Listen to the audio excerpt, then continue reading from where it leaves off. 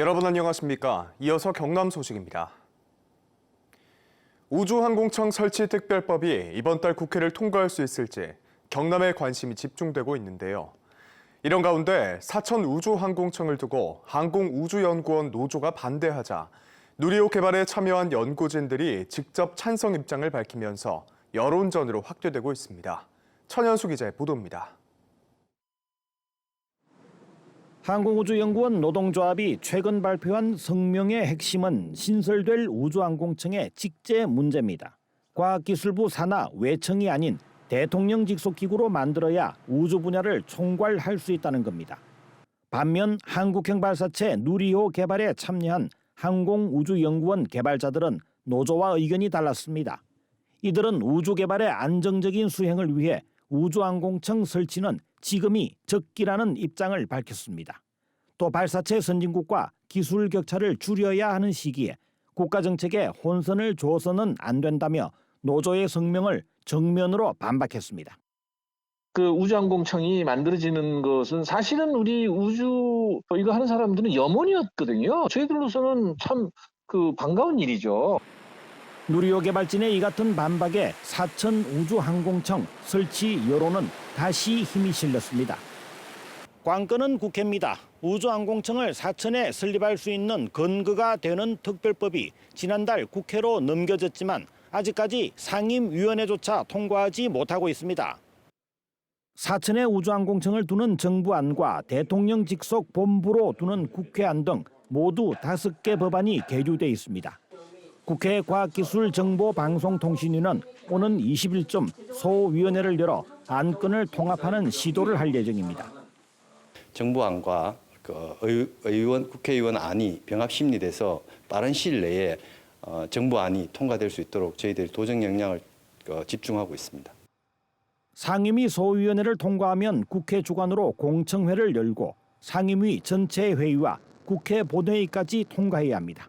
6월 국회 통과가 물리적으로 어려울 것이란 우려가 나오는 이유입니다. 경상남도와 정치권은 특별법 국회 통과를 최대한 서둘러 올해 안 사천 우주항공청 개청에 사활을 걸고 있습니다. KBS 뉴스 천현수입니다. 소아과 대란. KBS는 병원 문을 열기 전 새벽부터 줄을 서야 하는 경남의 소아 의료 실태와 전공의 부족 문제를 집중적으로 보도해드렸습니다.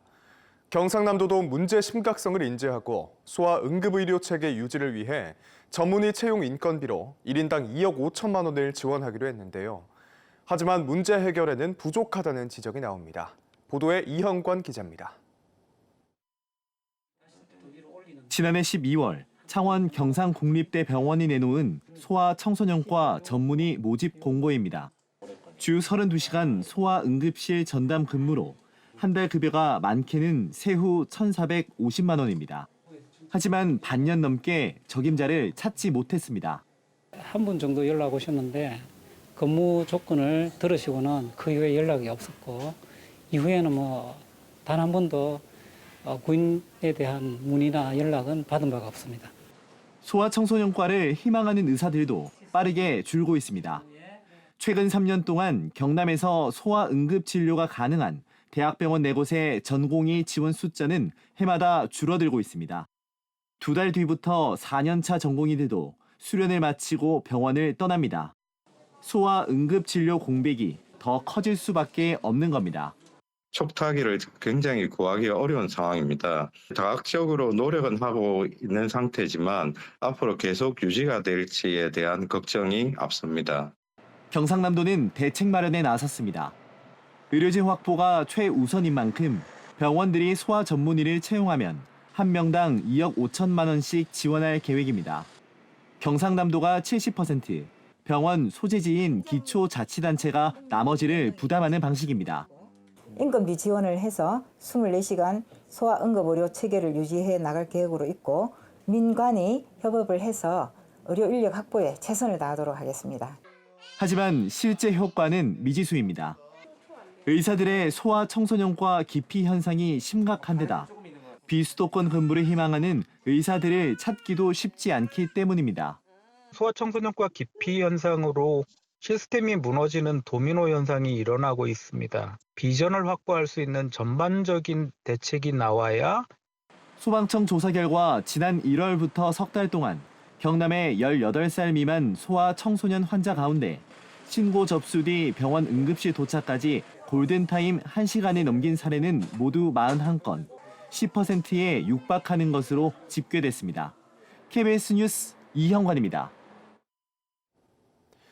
전화 금융사기 범죄, 요즘엔 010으로 시작하는 국내 휴대전화 번호로 걸려오는 경우도 많습니다. 해외에서 건 전화사기 국제전화를 국내에서 건 것처럼 바꿔주는 중개기를 관리한 13명이 경찰의 무더기로 붙잡혔습니다. 김효경 기자가 보도합니다. 승용차 뒷좌석에 안테나 수십 개가 꽂힌 통신기기가 놓여 있습니다. 전화 금융 사기에 사용되는 국제전화나 인터넷 전화번호를 010으로 시작하는 휴대전화번호로 바꿔주는 중개기입니다. 이런 기계를 설치하고 관리하던 20대 남성 등 13명이 경찰에 붙잡혔고 이 가운데 9명이 구속됐습니다. 이들은 SNS나 구직 사이트에서 일주일 수당으로 20만 원을 준다는 광고를 보고 보이스피싱 조직에 연락했고 중국에서 중개기를 택배로 받아 원룸이나 공터, 엘리베이터 관리실 등에 설치했습니다. 자세한 범행 방법은 메신저를 통해 전달받았습니다.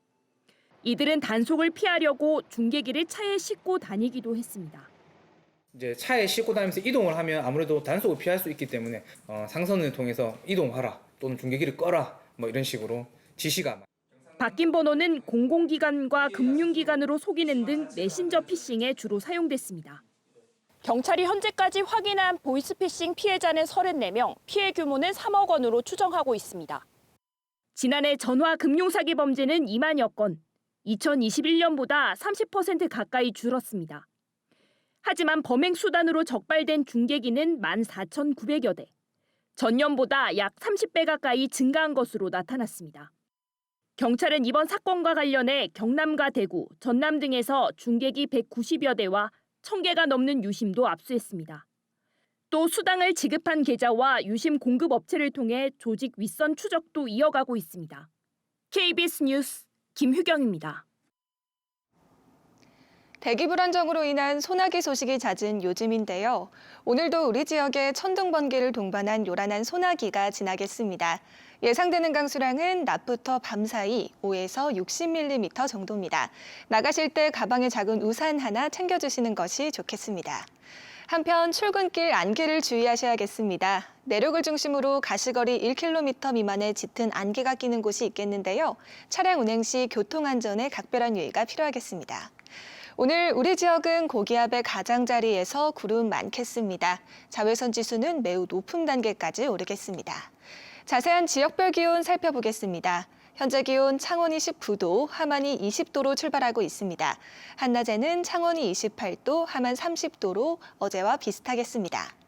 서부 지역도 진주가 18도, 합천 17도로 출발하는 아침이고요. 한낮에는 진주가 29도, 합천 30도 예상됩니다. 바다의 물결은 먼바다를 중심으로 최고 1.5m로 잔잔하게 일겠습니다. 전 해상으로는 바다 안개를 주의하셔야겠습니다. 내일까지 계속해서 소나기 소식이 있겠습니다. 날씨였습니다. 진보당 경남도당이 어제 경남도청 앞에서 기자회견을 열고 경상남도와 경남도 의회는 우리 정부가 원전 오염수 방류를 앞둔 일본 정부를 국제해양법재판소에 제소하도록 단호한 조처를 할 것을 촉구했습니다. 진보당은 일본의 후쿠시마 원전 오염수 방류가 국제해양법을 위반하는 일이자 인접한 우리나라 국민에게도 안전과 수산업 보호가 달린 중요한 문제라며 정부 차원의 적극적인 대응을 요구했습니다. 일본의 원전 오염수 방류에 대한 우려가 큰 가운데 해양수산부가 오늘 통영수산안전기술원에서 현장 설명회를 개최합니다. 이번 설명회에서 해양수산부는 수산물 안전관리 방안에 대해 설명하고 수산업계가 직면하고 있는 어려움과 요구사항을 들을 예정입니다. 또 참석이 어려운 어업인을 위해 어촌계를 직접 찾아 현장 설명회를 추가로 진행할 계획입니다. 금속노조 경기지부 한국와이퍼분회는 어제 엘소 창원 공장 앞에서 일본 원정 투쟁단 출정식을 열었습니다. 한국와이퍼분회는 고용 합의 파기 등으로 갈등을 빚는 일본 자동차 부품 회사 덴소를 찾아 항의할 계획입니다. 이들은 덴소 측이 한국 와이퍼의 와이퍼 사업부를 확충하겠다고 약속했지만 일방적으로 사업부를 매각했다고 비판했습니다. 지금까지 경남 소식이었습니다.